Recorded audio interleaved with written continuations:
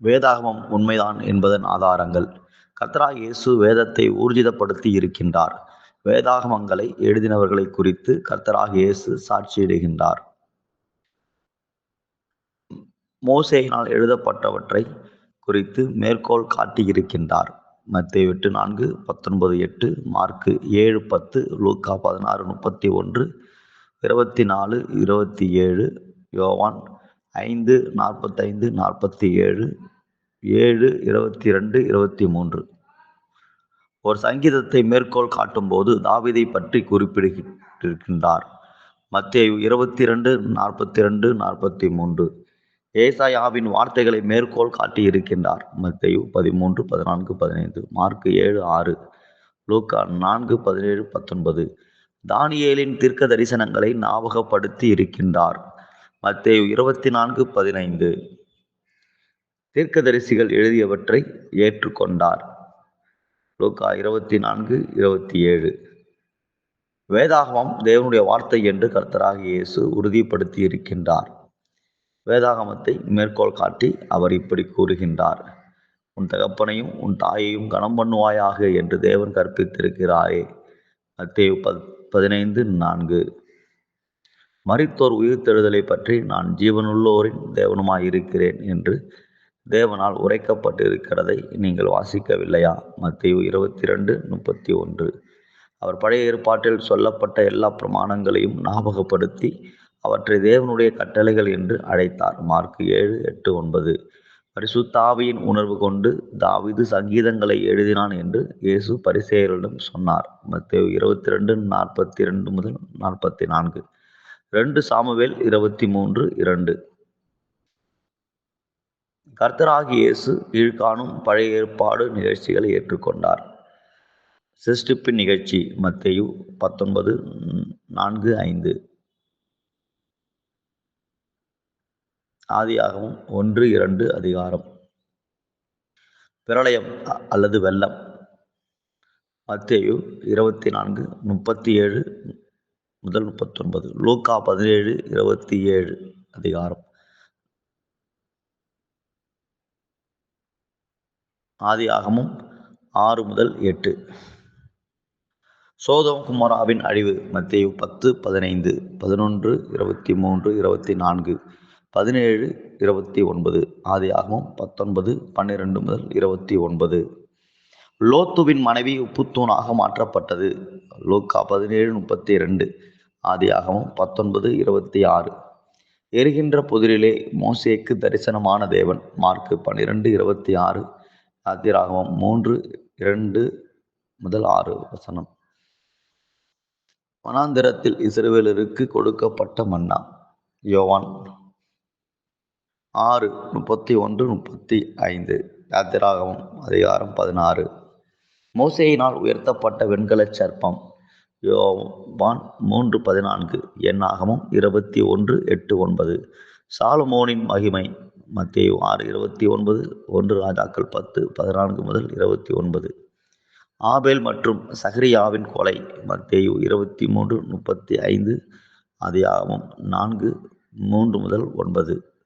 2 நாளாகமம் 24:20-22. நாகமானின் குஷ்டரோகம் சுத்தமாதல். லூக்கா 4:27, 2 ராஜாக்கள் 5:1-14.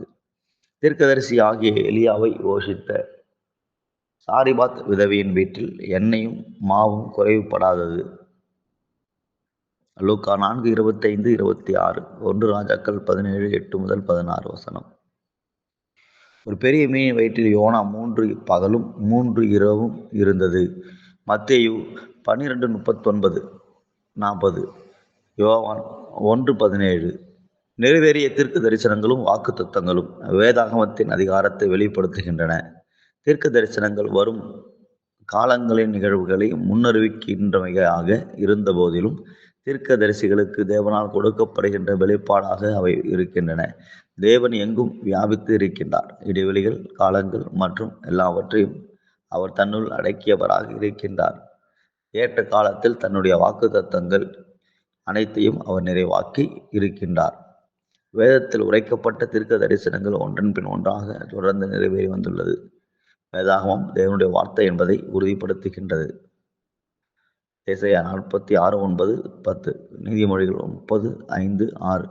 வேதத்தின் அதிகாரத்தை உறுதிப்படுத்த நிறைவேறிய வாக்குத்தத்தங்களிலும் தீர்க்க தரிசனங்களிலும் கீழே சில கொடுக்கப்பட்டுள்ளன. இஸ்ரவேலை குறித்த தீர்க்க தரிசனம். தன்னுடைய முதிர் வயதில் ஆபிரகாம் பிள்ளையற்றவனாக இருந்தபோதிலும் வானத்தின் நட்சத்திரங்களை காட்டிலும் அவனுடைய சந்ததி இருக்கும் என்று ஆபிரகாமுக்கு வாக்குத்தத்தம் அருளினார். ஆதியாகமம் 15:1-15. நிறைவேறுதல். தன்னுடைய முதிர் வயதாகிய 100வது வயதில் ஆபிரகாம் ஈசாக்கை பெற்றெடுத்தான். ஈசாக்கை கொண்டு அதிக எண்ணெய் கொண்ட இஸ்ரவேல் தேசம் உருவானது. ஆதியாகமம் 21:1-7. இஸ்ரவேலர்கள் ஒரு அந்நிய தேசத்தில் சஞ்சரித்து அத்தேசத்தாரை சேவித்து துன்பப்படுவார்கள் என்று முன்னறிவிக்கப்பட்டிருந்தது. அதற்கு பின் இஸ்ரவேலர்கள் விடுதலையாவார்கள் என்று சொல்லப்பட்டிருந்தது. ஆதியாகமம் 15:13-14. நிறைவேறுதல். யோசேப்பின் நாட்களில் இஸ்ரவேலர்கள் எகிப்து தேசம் சென்றார்கள். தேவனுடைய பலத்த புயத்தை கொண்டு மோசே அவர்களை விடுவிக்கும் வரை பார்வோனின் அடிமைகளாக இருந்தார்கள். ஆதியாகமம் 46:1-7, 26-27. யாத்திராகமம் 1:22, 12:35-41. பாபிலோனிலிருந்து ஒரு ராஜா வந்து எருசலேமை அழித்து 70 ஆண்டுகள் இஸ்ரவேல் சிறைப்பட்டு போவார்கள் என்று முன் அறிவிக்கப்பட்டது. எரேமியா 7:27, 25:8, 12, 29:10. நிறைவேறுதல். ராஜாக்கள், ஆசாரியர்கள் மற்றும் ஜனங்கள் தேவனுடைய கற்பனைகளை மீறியிருந்தாலும் தேவனுடைய ஆலயத்தை அசூசியாக்கியிருந்தாலும் தேவன் கல்தேயர் பாபிலோனை சார்ந்த ஒரு மலைஜாதி இனம் மூலம் பரிசுத்த தேவாலயத்தையும் அரண்மனைகளையும் நெருப்பினால் சுட்டு அழிக்கச் செய்தார். கல்தேயர் தங்களோடு ஜனங்களை பாபிலோனுக்கு கொண்டு சென்றனர்.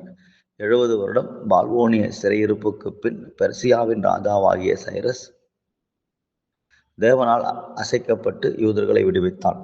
எரேமியா தீர்க்கதரிசியின் தீர்க்க தரிசனம் நிறைவேறும்படியாக யூதர்கள் எருசலேமுக்கு திரும்பி வந்து தேவனுடைய ஆலயத்தை மறுபடியும் கட்டினார்கள். 2 நாளாகவும் 36:14-23.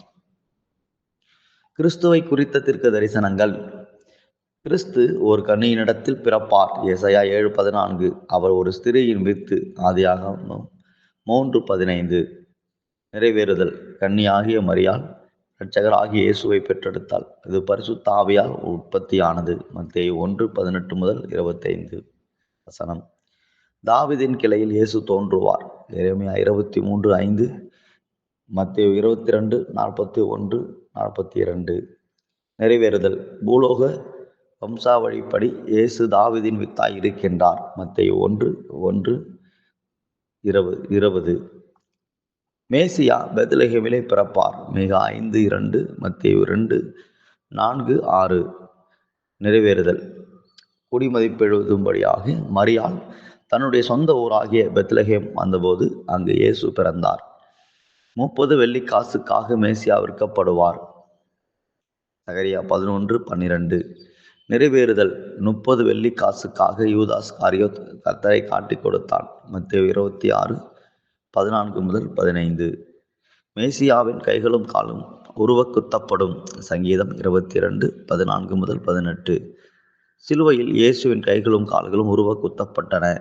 இயேசு சிலுவையில் அறையப்பட்ட போது கல்லறையில் இருந்து எழுந்தரிப்பார். சங்கீதம் 16:10. நிறைவேறுதல். இயேசு 3வது நாளில் உயிர்த்தெழுந்தார். 24:1-7 வசனம், 2:25-32 வசனம். இயேசு கிறிஸ்துவால் முன்னறிவிக்கப்பட்டவைகள். அவர் பாடுபட்டு மரணமடையும் இடம். மத்தேயு 16:21, 13:33. அவர் மரணமடையும் நேரம். மத்தேயு 16:21, 26-18. தன்னை யார் காட்டிக் கொடுப்பார்கள். மத்தேயு 26:20-25. எப்படி அவர் மரிப்பார். யோவான் 3:14, 12, 32-33. அவர் 3ஆம் நாள் உயிர்த்தெழுவார். மத்தேயு 12:40, 16:21, 17:22-23. எருசலேம் அழிக்கப்படும். மத்தேயு 24:1-2, லூக்கா 19:41-44. ரோம சேவர்களால் எருசலேம் முற்றுகையிடப்பட்டு சுட்டெரிக்கப்பட்டது. கிபி 20ஆம் நூற்றாண்டு. கர்த்தர் பரமேறுவதற்கு முன்பு பரிசுத்த ஆவியின் ஞானஸ்நானம் குறித்து உறுதியளித்தார். அப்போஸ்தலர் 1:4-5, யோவான் 16:7, 14-18. இயேசுவின் வாக்குத்தத்தத்தின்படி அவர் பரமேறின 10ஆம் நாள் பரிசுத்த ஆவியானவர் இறங்கினார். அது பெந்தகோஸ்தேயின் முதல் நாளாகும். அப்போஸ்தலர் 2:1-14. பரிசுத்த ஆவி பொழியப்பட்டது கர்த்தர் உயிர்த்தெழுந்ததையும் பரமேறியதையும் உறுதி செய்கின்றது. பரிசுத்த ஆவி வந்தது தேவனுடைய வாக்குத்தத்தங்கள் பேரில் மனித வர்க்கம் கொள்ள வேண்டிய விசுவாசத்தின் கட்டாயத்தை உணர்த்துகின்றது. அப்போஸ்தலர் 2:22-26. இயேசு மறுபடியும் வருவார், அதாவது அவரின் இரண்டாவது வருகையில் அவருடைய சீடர்களை பரலோக ராஜ்யத்திற்கு கொண்டு செல்வார். மத்தேயு 24:29-31, 25:31-46, யோவான் 14:1-3. கர்த்தர் இன்னும் வராத போதிலும் அவர் சீக்கிரத்தில் வந்து இந்த உலகத்தை முடிவுக்கு கொண்டு வந்து அவருடைய மெய் விசுவாசிகளை பரலோக ராஜ்யத்தில் சேர்ப்பார் என்கிற முழுமையான நம்பிக்கையை உடையவர்களாக நாம் இருக்க வேண்டும். வெளிப்படுத்தல் 22:30. தீர்க்க தரிசனங்களும் வாக்குத்தத்தங்களும் பெரும்பாலானவை நிறைவேறி இருப்பதால் நமது உள்ளத்திலே விசுவாசத்தை பலப்படுத்த வேண்டும்.